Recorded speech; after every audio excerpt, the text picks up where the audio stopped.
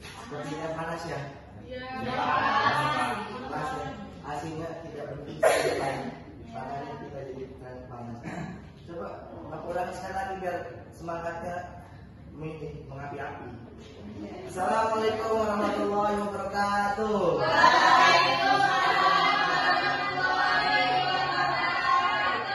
Ajib, Pak, ini namanya murid Bapak. Asik. Silakan ya Pak. Ya, kali ini kita akan mengulas materi yang berjudul yaitu gimana sih cara belajar efektif dan efisien. Kan selama ini kita ya begitulah ya. Lanjut. Iya, kita dari pertama kita mengenal dulu yang namanya pengertian belajar. Pengertian belajar itu bisa kita baca di slide PPT-nya. Ya, belajar adalah suatu aktivitas yang dilakukan secara sadar untuk mendapatkan sejumlah kesan dari bahan yang telah dipelajari. Jadi kalau menurut James O. Whittaker, belajar dapat didefinisikan sebagai proses di mana tingkah laku ditimbulkan atau diubah melalui latihan dan pengalaman. Dan sedangkan menurut Ronsberg, belajar yang efektif itu adalah melalui pengalaman. Jadi selain kita belajar dari di dalam kelas, kita juga belajar dari pengalaman-pengalaman kita yang sudah kita kerjakan atau di masa kecil, terus SD gitu. Dan menurut Howard Slade, belajar adalah proses di mana tingkah laku dalam arti luas ditimbulkan atau diubah melalui praktek dan latihan. Sudah mulai dipahami dengan artian belajar? Oke, kita lanjut. Yang selanjutnya yaitu ada faktor yang mempengaruhi belajar. Nah, kita lihat aja ke slide berikutnya tuh. Belajar itu merupakan aktivitas fisik dan mental yang tidak berdiri sendiri, tetapi keberhasilan belajar ditentukan oleh banyak faktor. Faktor-faktor itu biasanya berasal dari dalam diri kita sendiri, di dalam tubuh kita ini. Nah, di situ ada faktor internal dan faktor eksternal. Faktor-faktor tersebut diantaranya ada kondisi internal. Kondisi ini adalah kondisi yang berasal dari dalam diri siswa yang meliputi fisik atau jasmania. Jadi itu sangat penting yang namanya fisik dan jasmania itu, karena itu nomor satu faktornya.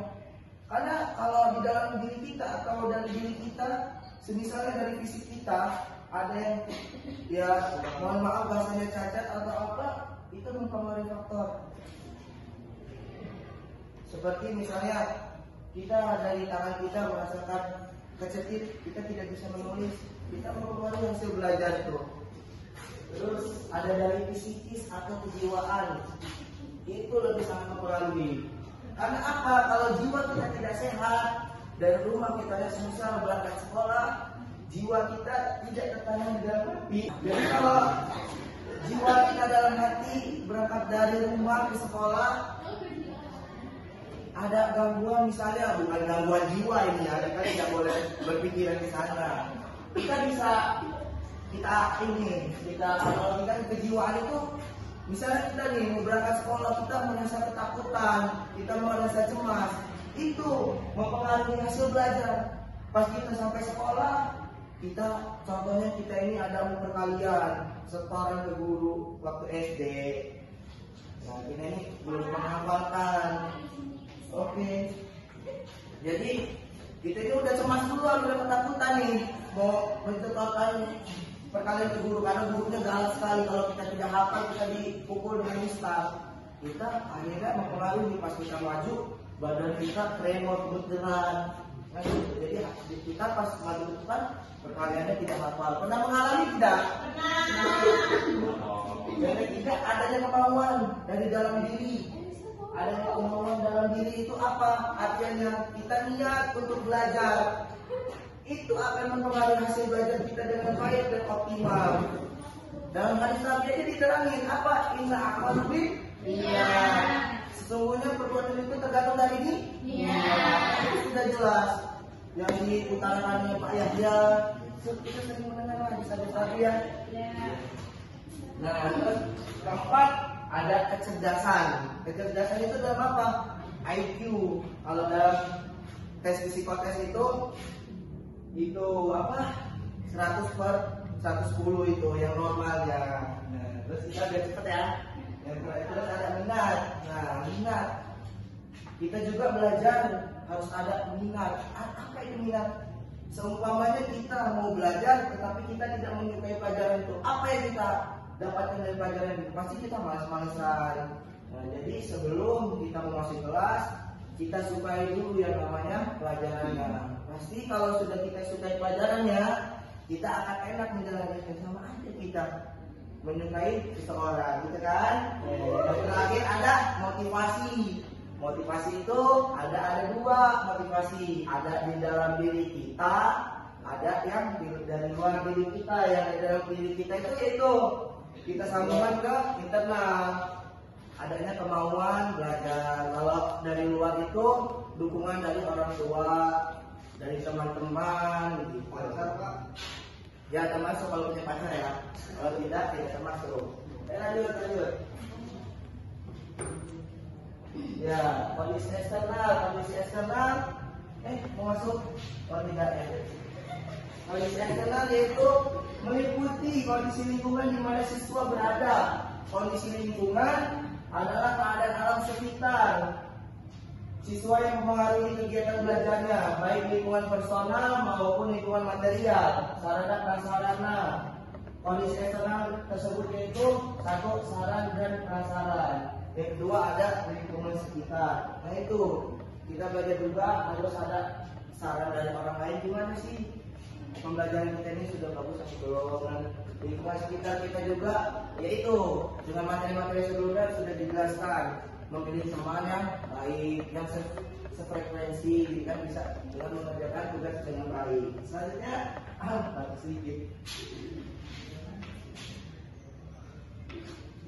Ya, selanjutnya ada strategi belajar. Yang ini strategi atau cara strategi belajar yang efektif di sekolah menengah kejuruan.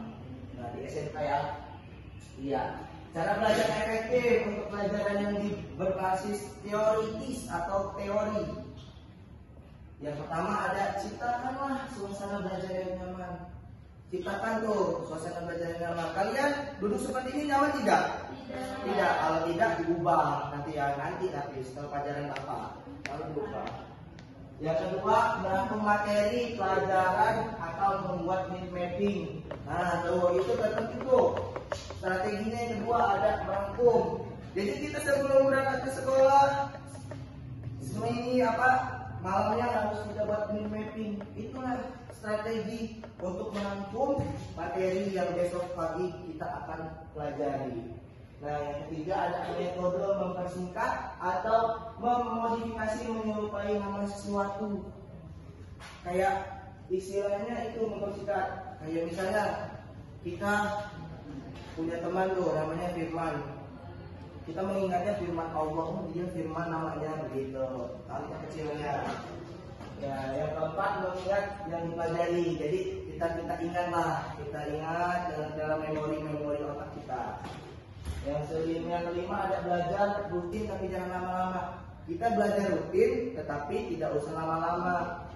Kita biasa aja belajar 5 menit, yang penting masuk dalam otak. Kita tangkap gitu. Cara belajar efektif untuk pelajaran yang berbasis matematis. Yang pertama yaitu ada ciptakan suasana belajar yang nyaman. Sudah dijelaskan yang seperti yang tadi. Yang kedua, merangkum materi pelajaran atau membuat mind mapping, seperti yang tadi.